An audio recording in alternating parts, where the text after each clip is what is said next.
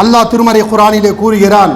சபா என்று சொல்லக்கூடிய அத்தியாயத்திலே 28வது வசனம், வமா அர்சல்னாக இல்லா காஃபத லின்னாஸ் பஷீரன் வ நதீரா வலாகின் அக்ஸரன் நாஸி லா யஅலமூன். அல்லாஹ் சொல்றான், மனிதர்கள் அனைவருக்கும் அல்லாஹ்வின் தூதர் முஹம்மது ஸல்லல்லாஹு அலைஹி வஸல்லம் அவர்கள் மனிதர்கள் அனைவருக்கும் நற்செய்தி கூறுபவராக, அச்சமூட்டி எச்சரிக்கை செய்பவராக நான் அனுப்பியிருக்கிறேன்.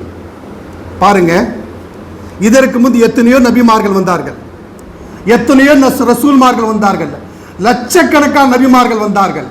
அவருடைய வேலைகள் என்ன? அந்த சமூகத்துக்கு வருவாங்க, தாவா அழைப்பு பணி செய்வாங்க, அதை முடிச்சுன்னா அதோடு முடிஞ்சு ஷரியத். சில சமூகத்துக்கும் சில இடத்திற்கும் சில மக்களுக்கு மட்டும் தான் நபிமார்கள் வந்திருந்தார்கள். ஆனால் அல்லாஹ்வின் தூதர் ஸல்லல்லாஹு அலைஹி வஸல்லம் சிறப்பு என்ன தெரியுமா?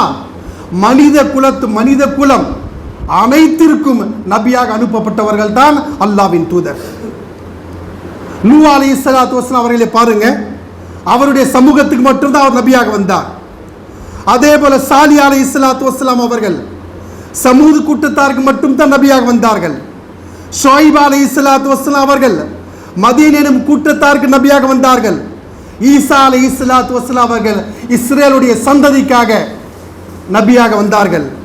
ஆனால் முஹம்மது ஸல்லல்லாஹு அலைஹி வஸல்லம் அவர்கள் மட்டும்தான் மனித குலத்திற்கும் 1400 ஆண்டுகளிலிருந்து கியாமத் நாள் வரை, உலகம் முடியும் நாள் வரை அவர்கள் தான் நபி, நமக்கு அவர்கள் தான் ரசூல். இதன் மீது ஈமான் கொள்வது நம் மீது கடமையாக இருக்கிறது, நம் மீது அவசியமாக இருக்கிறது. சகோதரர்களே, இந்த சிறப்பையும் அல்லாஹ் சுப்ஹானஹு வ தஆலா நபிகள் நாயகம் ஸல்லல்லாஹு அலைஹி வஸல்லம் அவர்களுக்கு மட்டும் தான் தந்தார். எப்படிப்பட்ட விஷயம் பாருங்க அன்பானவர்களே. அல்லாஹ்வின் தூதர் ஸல்லல்லாஹு அலைஹி வஸல்லம் அவர்கள் வஃபாத் ஆகி 1400 ஆண்டுகள் ஆயிடுச்சு.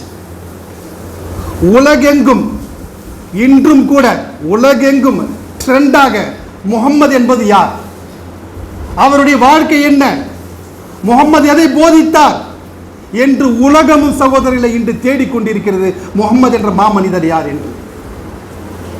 அப்படிப்பட்ட ஒரு சிறப்பை பெற்றவர்கள் தான் நபிகள் நாயகம் ஸல்லல்லாஹு அலைஹி வஸல்லம் அவர்கள்.